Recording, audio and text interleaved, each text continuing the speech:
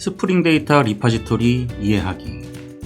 오늘 할 내용은요, 스프링 데이터에 우리가 스프링 데이터를 쓴다고 하면 스프링 데이터 JPA를 주로 많이 사용을 하고 있는데, JPA를 빼고 스프링 데이터의 코어에 대해서 한번 얘기를 해볼 거고요. 이 코어를 이해를 하려면 우선 우리가 당연하게 쓰고 있었던 리파지토리라는 것에 대한 핵심 개념을 살펴보려고 합니다.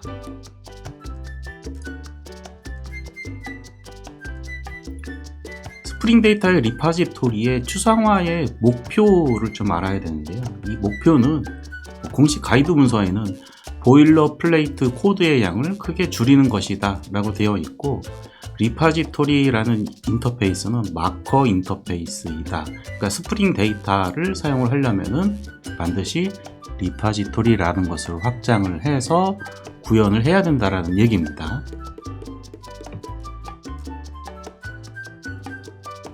우리가 이제 리파지토리를 통해서 이제 그 CRUD 리파지토리, 그 다음에 페이징 앤드 소팅 리파지토리를 확장을 해서 사용을 함으로써 우리가 당연하다라고 생각을 했던 세이브 메소드, find by id, find all, 뭐 이런 메소드들을 사용을 할 수 있는 것이죠. 그래서 리파지토리를 안다라고 하는 것은 리파지토리를 확장하고 있는 CRUD 리파지토리와 페이징 앤 소팅 리파지토리까지 알고 있다라는 것을 가정을 하고 있습니다.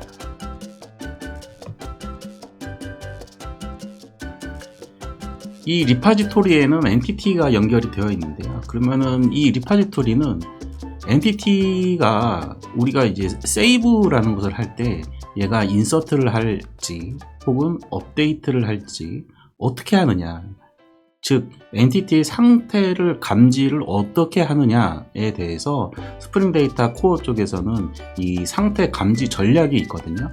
그래서 우리가 이제 당연하게 붙였던 어노테이션들이 어떤 의미를 가지고 있는지 좀 살펴볼 수가 있습니다. 그래서 우리가 세이브를 할 때 ID 어노테이션을 검사를 합니다. 검사를 해서 널이나 혹은 0. 0은 왜 들어가냐면은 롱 타입, 그러니까 넘버 타입 있죠.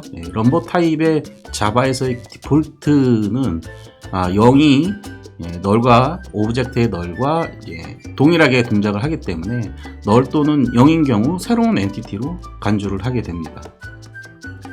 두 번째로는 버전이라는 어노테이션이 있는데요. 버전 어노테이션을 쓴 프로젝트를 제가 딱 한 번 들어가 봤는데, 버전 어노테이션을 쓰는 프로젝트도 있습니다. 그래서 버전은 써도 되고 안 써도 되고, 그러니까 아이디만으로 체크를 하는 그 프로젝트가 대다수였던 것 같고요, 제 경험상. 버전 어노테이션을 사용을 해서 일단 버전 어노테이션이 널이거나 0인 경우 새로운 엔티티로 간주를 하고요. 버전 어노테이션이 없는 경우에는 ID 어노테이션이 붙은 프로퍼티를 참조를 하게 됩니다. 다음 세 번째로는 이제 퍼시스터블이라는 인터페이스를 구현을 함으로써 이 인터페이스에는 isNew라는 메소드를 오버라이드 하게끔 되어 있는데요. 여기에다가 우리가 직접 사용자가 인서트를 처리해야 될 것인지 업데이트를 처리를 해야 될 것인지를 코딩을 우리가 할 수가 있어요. 마지막으로 이제 커스텀 엔티티 인포메이션 구현 제공이라고 되어 있는데, 이거는 제가 가이드에서 그냥 적어와 봤고요. 별로 쓸 일이 없을 것 같아서 설명은 패스하도록 하겠습니다. 자, 그러면 이제 우리가 기본적으로는 ID 어노테이션을 이용을 해서 이 인서트를 할 것인지 업데이트를 할 것인지 결정을 한다고 말씀을 드렸는데요. 이게 사용자가 이제 퍼시스터블을 구현을 해서 인서트를 할 것인지 업데이트를 할 것인지 구현하는 코드를 잠깐 가져와 봤습니다. 이 가이드에 있는 내용을 그대로 카피를 한 거라서, 여기 보시면은 이제 엔티티 어노테이션 붙어 있고요. 얘는 이제 JPA에서는 어노테이션을 엔티티 어노테이션을 붙여주죠.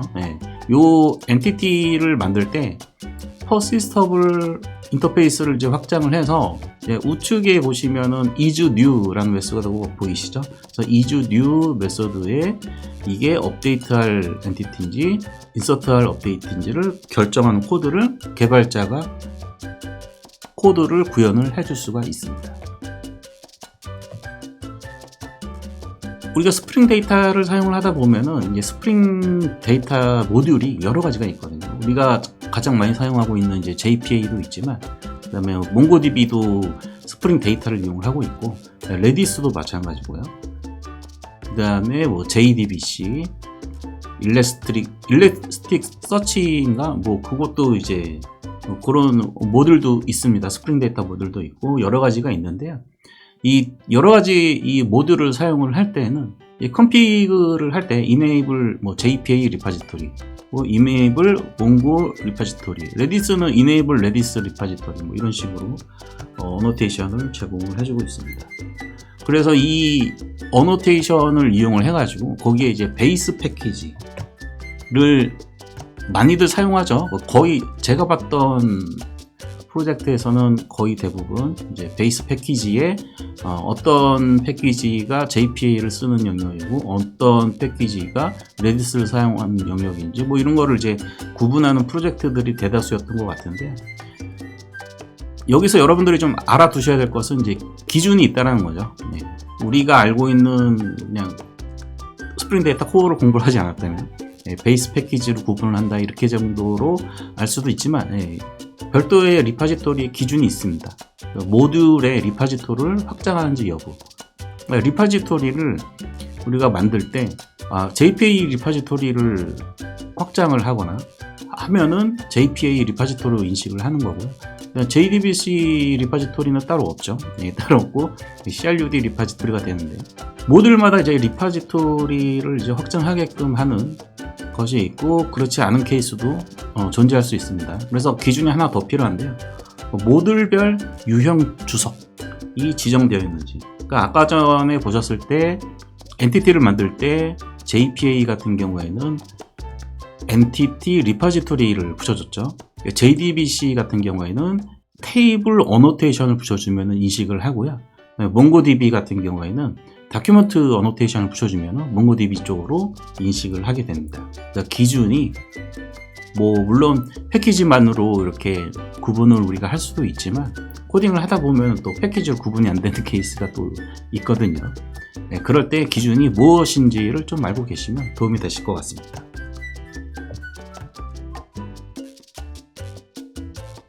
리파지토리 인스턴스를 생성하는 방법으로는 이제 enable JPA 리파지토리, 뭐 enable 몽고 리파지토리, 뭐 이렇게 각 모듈에서 제공해주는 컨피그 관련 어노테이션이 존재하기도 하지만은, 그러니까 스프링 컨테이너에서 관리되지 않는 외부 저장소를 사용해야 되는 경우가 있습니다. 제가 프로젝트를 여러 군데 돌아다니면서는 아직 이렇게까지 쓰는 데는 못 봤지만, 요거는 충분히 가능성이 있는 경우라고 생각을 해서 제가 장표를 좀 넣어놨고요. 스프링 컨테이너 외부 저장소를 사용하는 경우에는 리파지토리 팩토리 서포트를 사용할 수 있다고 합니다. 자, 이렇게 해서 이제 리파지토리 인스턴스 생성하는 부분에 있어서 좀 살펴봤는데, 우리가 정작 중요한 건 이제 실제로 쿼리를 어떻게 날리느냐에 대한 얘기겠죠. 그래서 쿼리 메소드를 정의하는 방법에 대해서 한번 살펴봤고요. 이 쿼리 메소드 정의는 이제 스프링 데이터 JPA하고 JDBC 모듈에서 사용할 수가 있고, 제가 몽고DB나 레디스는 아직 확인을 못 해봤습니다.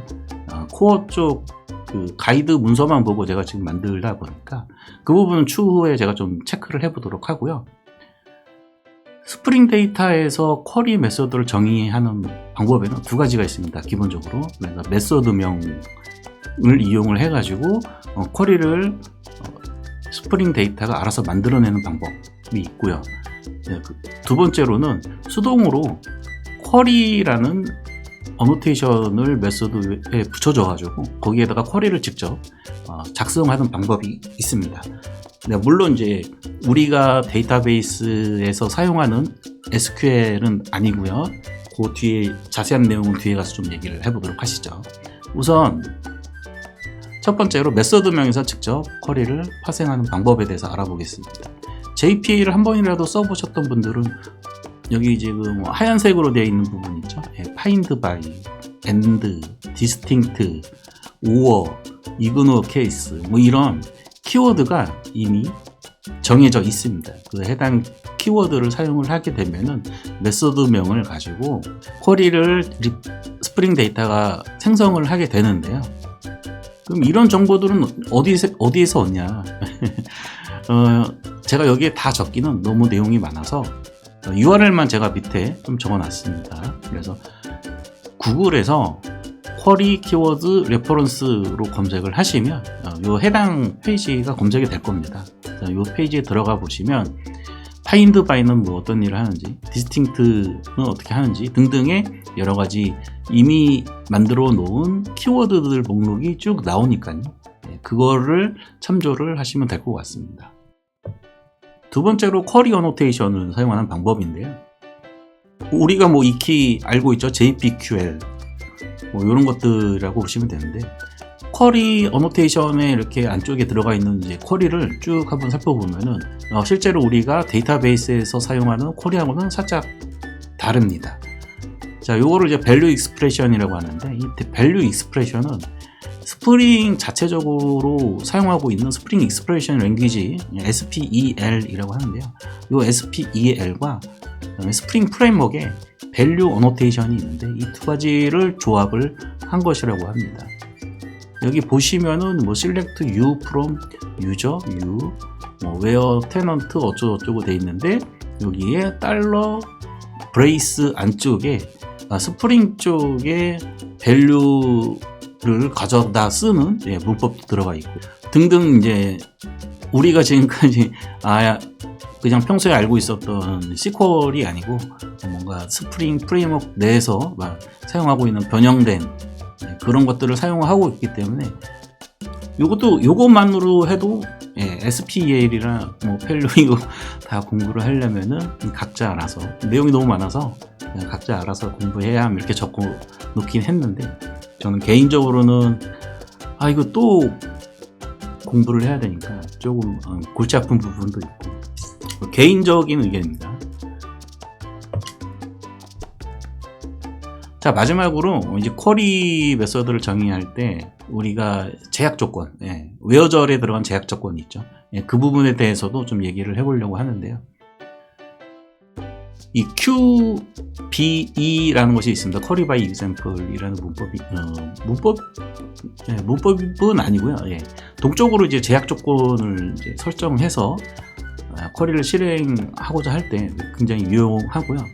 그러니까 필드명을 일일이 열거할 필요가 없죠.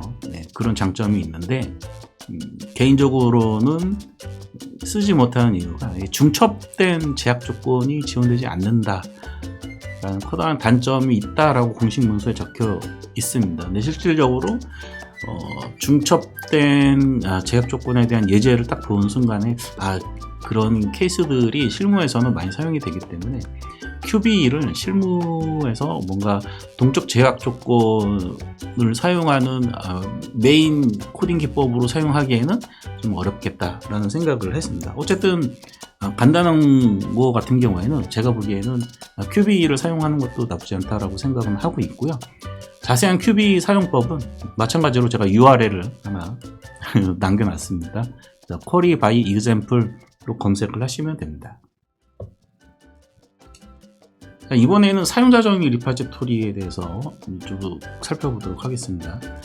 사용자 정의 인터페이스를 만드는 방법은 기본적으로 스프링에서는 디폴트로 여기 보시면은 지금 커스터마이즈드 유저 리파지토리가 첫 인터페이스로 돼 있죠. 이 커스텀 유저 인터페이스를 하나 만들고, 그런 다음에 얘를 이제 구현하는 클래스를 만들 때 인프를 붙여줍니다. 결국 여기서는 커스터마이즈드 유저 리파지토리 인풀 이렇게 해주게 되는 거고요. 최종적으로 맨 밑에 인터페이스 유저 리파지토리 인터페이스를 보면은 우리가 유저 인터페이스 JPA 구현할 때 유저 리파지토리 만들고 CRUD 리파지토리 이렇게 확장을 해서 만들죠. 그 확장을 할 때 우리가 만들었던 커스터마이즈 유저 리파지토리 인터페이스를 같이 두 개를 확장을 해 주시면 됩니다. 인풀을 붙여주는 게 핵심이고요. 이 인풀이 싫다 그러면 인풀을 바꾸는 방법도 있습니다. 이거는 여러분들이 검색을 해서 찾아보시면 될 것 같습니다. 근데 그 쿼리 DSL 같은 거를 이제 사용하시는 분들 같은 경우에는 아마 이제 이런 유형이 아마 굉장히 익숙하실 거예요. 쿼리 DSL에서도 이제 프레그먼트 인터페이스를 구현하기 위해서 이 인풋을 붙여서 사용하라라고 되어 있는데, 그게 뭐 쿼리 DSL에서 정한 게 아니고 스프링 데이터의 기본 디폴트 설정 방법이다, 이렇게 알고 계시면 될 것 같습니다. 두 번째로 사용자 정의 이제 인터페이스 베이스 리파지토리를 만드는 방법인데요. JPA를 사용하면 JPA 리파지토리를 확장을 하고, JDBC 리파지토리를 확장한다 그러면은 뭐 CRUD 리파지토리를 확장한 다음에 테이블 어노테이션을 붙여준다든지 뭐 이렇게 하지만은 그 베이스가 되는 리파지토리를 사용자가 직접 지정을 해줄 수 있습니다. 이거를 이제 지정해 주려면 우선 JPA를 사용을 하고 있다고 하면은 이제 JPA 리파지토리를 확장을 해서 나만의 커스텀 클래스를 만들고요. 컨피규레이션에 그 enable, 지금 여기 예전에는 JDBC 리파지토리라고 되어 있지만 JPA 같은 경우에는 enable JPA 리파지토리고요.